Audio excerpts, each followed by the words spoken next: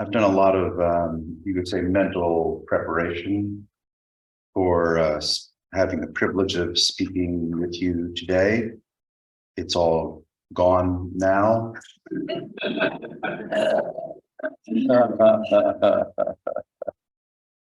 It was fun to indulge in it. It's all gone now. Yes.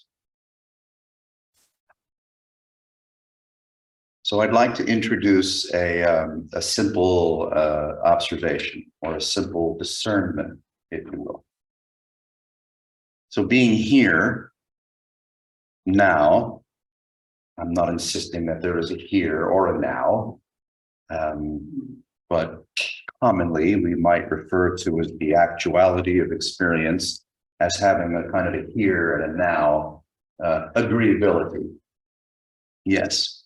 So you can sense that, oh my goodness, here is the presence of experience, the presence of actuality.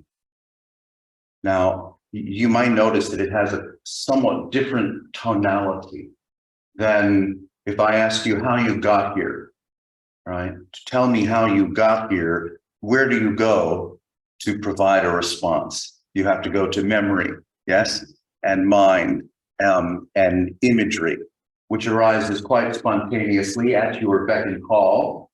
And then you can say, oh, I woke up and so I had or didn't have my coffee, right?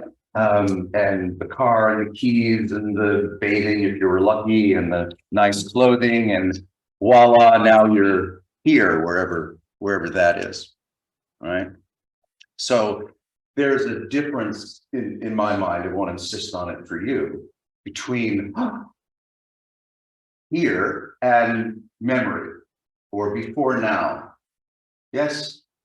You could also say there is a difference in tonality and texture and vitality between here and what hasn't happened yet. How strange. We commonly rely on, let's call it the mental process, memory and imagery, sentimentality, emotionality, sometimes constructive, sometimes not so much, right?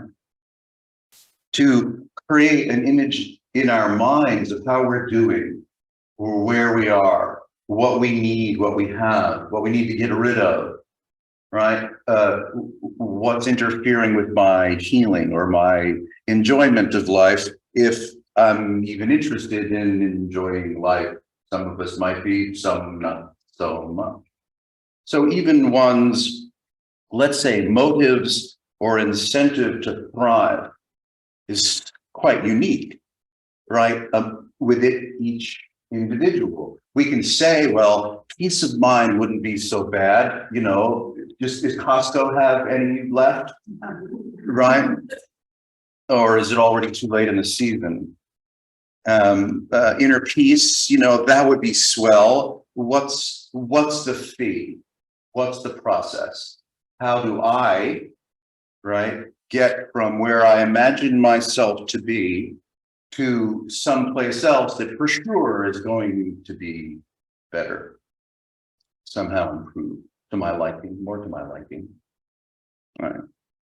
And you might notice that when conjuring a condition that you think you're in, you have to just this in the same way that you would answer how you got here from where you were, you have to go to the narrative capacity, the narrative facility, right? To say, oh, I'm feeling this, or this is happening or not happening, or I'm working something out, or I'm working gracefully and strategically toward getting something that I don't have yet, or getting rid of something that I might have too much of that's not to my liking, right? So you go back into the imagination factory, right? Yeah, it's so curious. Now, I'm not discouraging us from going into the imagination factory. I mean, good luck, right? Trying not to do that, right? Some people might, let's say you're one of those philosophical types and you've gotten into a conversation since college or otherwise saying, oh, do we have free will or don't we have free will? Right? You know, do I stay awake all night wondering if there really is a dog? Which is the answer to a punchline to a joke. What do you get when you cross an insomniac with an agnostic with a dyslexic? You stay up all night wondering if there really is a dog. Yeah, I mean, I've done it. I'm not ashamed of it. So let's say you're on the side of the equation that says, oh yeah, free will. There's so much proof. Okay, well, give up your thinking. Why don't you exercise this cherished free will that you're in, you know, the verb that you're in possession of, and give up imagination, give up your thinking, right? Good luck. I'll wait. I'm here, I'll wait. Yeah.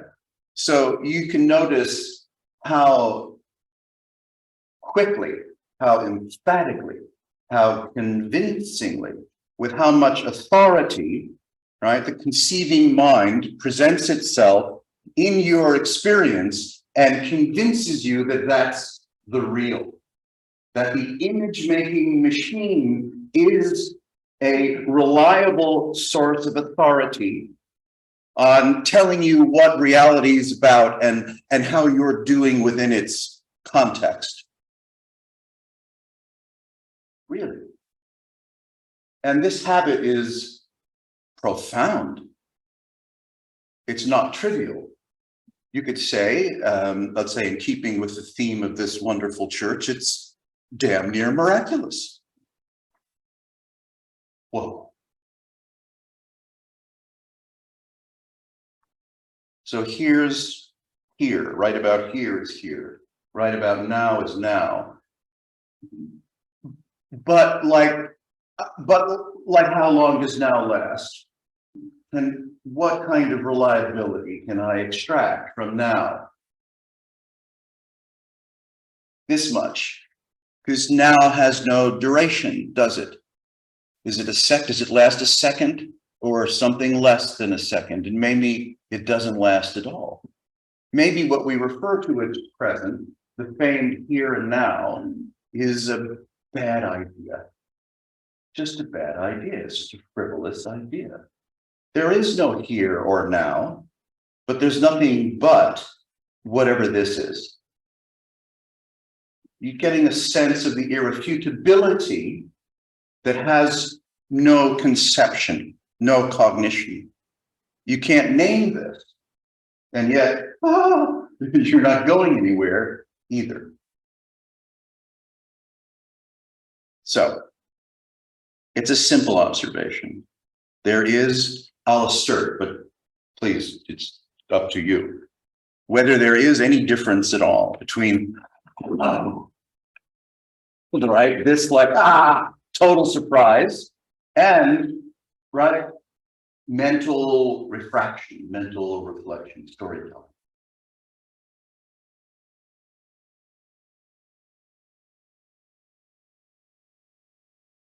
And where do we tend to live most often? In the surprise, without possession, without consequence, without genesis, or in the thought factory.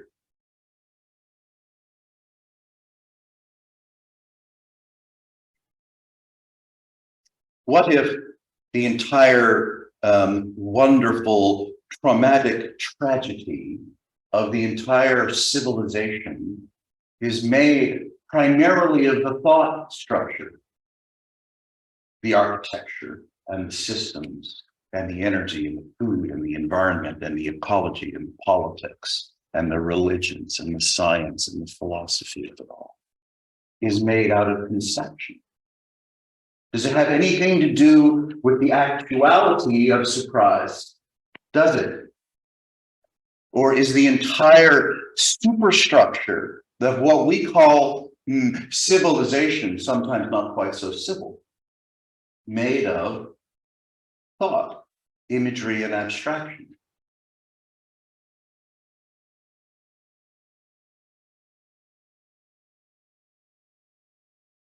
And maybe the contention that we suffer as human beings, in all the ways that we suffer contention, coercion, fear, aggression, justification, denial, minimization, addiction. I'm just starting the list. I mean, we're fantastic, right? When it comes to affliction, we have no limit. We're fantastic. You could say of equal measure when it comes to wonder, when it comes to listening, we're also fantastic.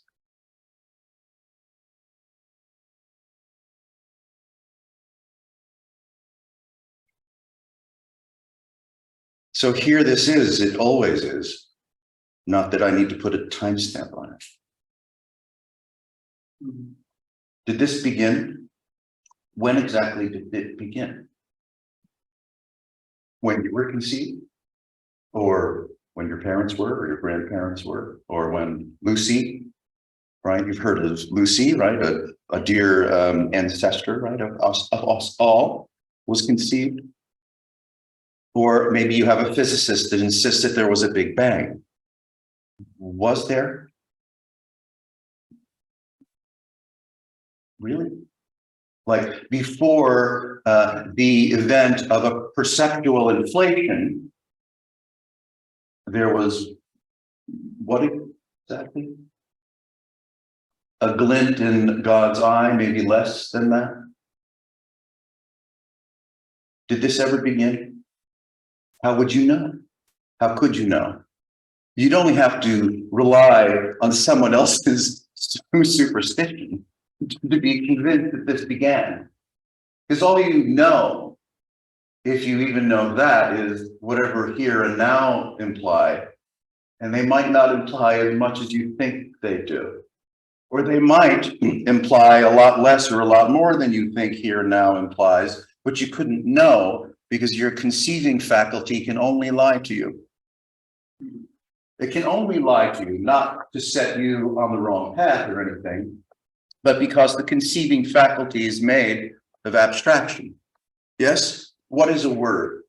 A symbol, a sound. It can be written, it can be spoken, it can be thought, right? But what is it exactly? I mean, in letters, in our language, you can line up the letters and you go, there's a word and it sounds a certain way, and it has a certain kind of meaning, and you can use it to express your experience, what you need or what you want or how you feel or what happened or failed to happen, but it is an abstraction.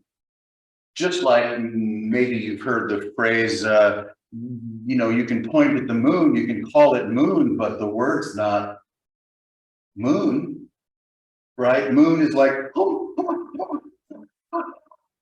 that's what moon is, or water. You can have all kinds of, right? But if someone splashes cold water in your face with or without your kind permission, that's water.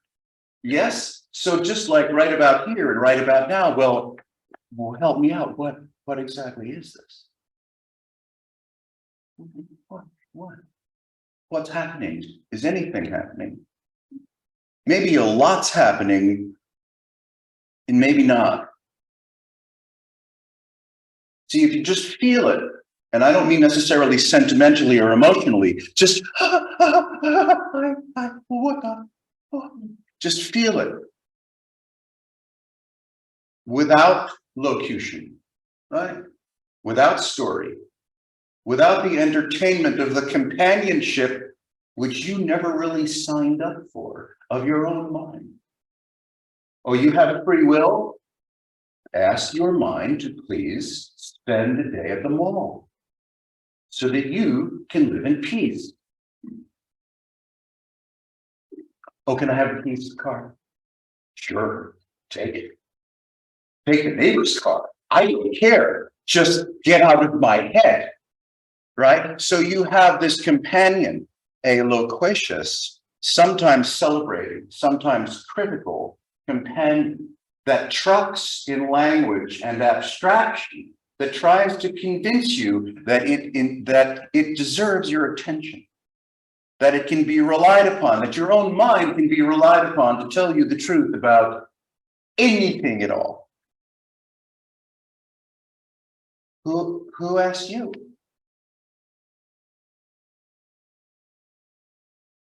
That's why I'm suggesting that the conceiving faculty, miraculous as it is, can only lie to you because its medium is abstraction, is language. It can't really convey actuality because actuality is unconveyable, right? Suchness, isness, the irrefutability of whatever this is or isn't, that's what this is. What you say about it is like, right? So all the religions, of course, embrace and believe in God, and then we go out and decimate each other.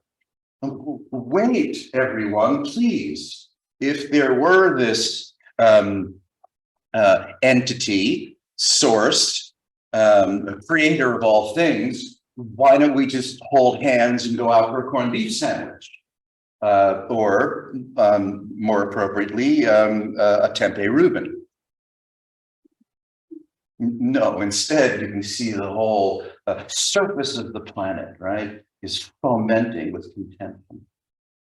Inner contention, relational contention, national contention, and ethnic and racial and gender contention, amplified by a perhaps dark and insidious media that broadcasts this contentionality to the point of insanity.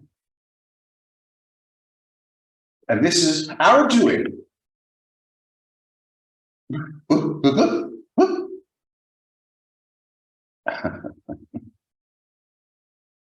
We're miraculous, no doubt about it. So is there anything to do about all this? Well, all what?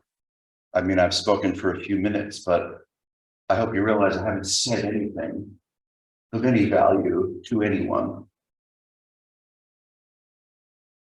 That doesn't mean that whatever reflections may have arisen spontaneously or been conjured in your experience are without value or delight or rejection and resistance. That's up to you, kind of. Or you could say, well, is anything really up to you? Has anything ever been up to you?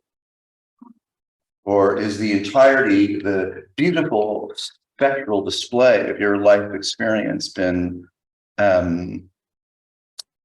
spontaneous and improvisational and has nothing actually to do with agency or self-will, but just arises as perhaps everything arises, perfectly, purely, mysteriously, if not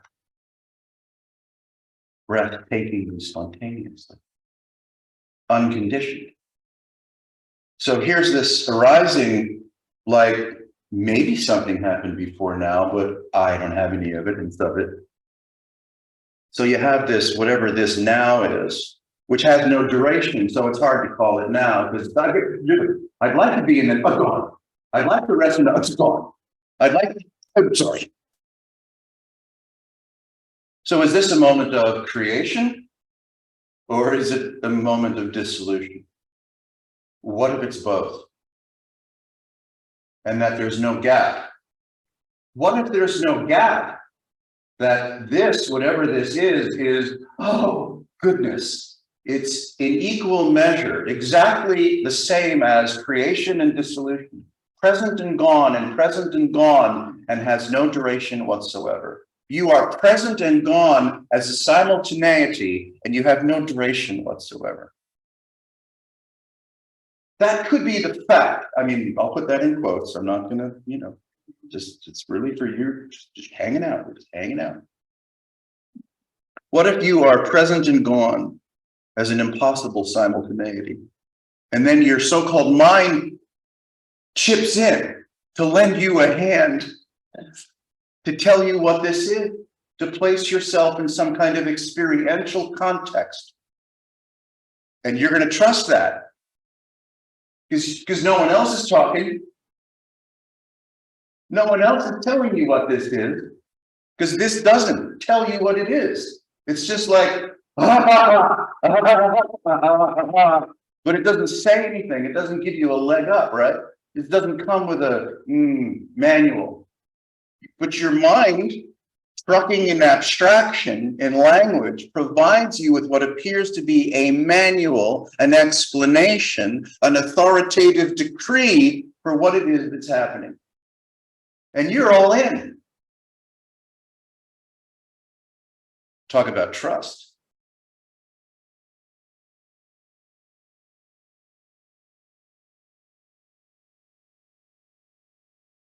So what if we live perhaps too often under the influence of an inexcusable, indefensible liar, which is myself? Not who I do.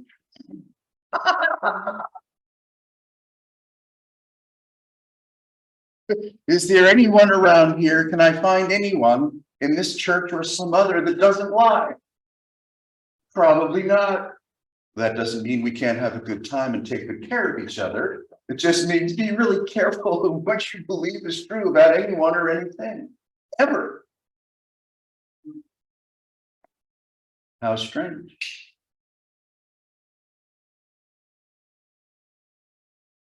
There's so many, perhaps endless, creative ways to speak about what we're doing our best to speak about. Because this is improvisational, and language, though it can steer you in a unpleasant direction, is also quite amazing, quite beautiful. Conveyance and energy and face and presence and word and how that feels and how we might commune both expressively and non-expressive, right? Because presence is, dare I say, quantum entangled, right? Is there some place where presence is not? It's hard to know because how many places have you been? But philosophically, you could say probably, yeah, presence is perfectly permeable throughout what we refer to as the known universe. But even the known universe is a fractal of imagination. So here this is. Consider yourself at home. Consider yourself one of the family.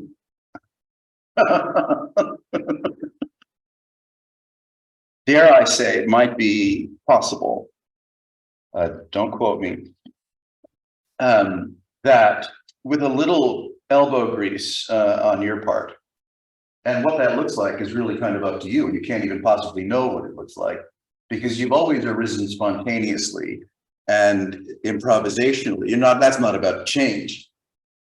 How could it? Whenever were you notified of what's going to happen next? When were you consulted to say, oh, no, that's not going to happen next. This is going to happen next. Isn't whatever it is that's happening or happening next completely outside of your influence, your control, even your most fond intentionality? Isn't this like just complete surprise? We, you could say, tend to dampen or temper the shock of present experience by moving it through, right, the memory system. So we kind of convince ourselves, oh yeah, like I'm good, or at least I think I am. And in the places where I'm not so good, well, I have 2 minutes left to convince you that nothing's ever happened. Now you have one. Now I have one. I like it. Yeah, it gets worse before it gets better. It gets better before it gets worse. Yes. So what I was saying a moment ago, that's gone too.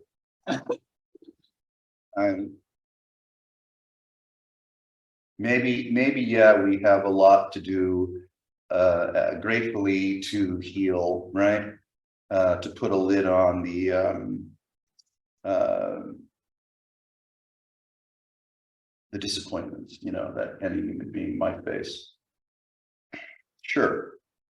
And not in contention with that, but as a companionship to the marvelous journey of, healing and well-being. We don't have to do a damn thing about anything, ever. Not ever. This is doing itself. What of it? I mean, tell me, what has consciousness done for you lately? Really? Not a damn thing. Really? Come on. Not a damn thing. So leave it alone. Just leave it alone. This is strange. I'll use the phrase spiritual teaching. I don't like spiritual and I don't like teaching very much. Just leave it alone. See if perhaps you can find the affection to just leave this alone. What remains? Wonder, listening, freedom from craving, freedom from possession, freedom from justification, from afflictive emotion. Maybe. Here this is. Oh, well, what do I do now? Just leave it alone.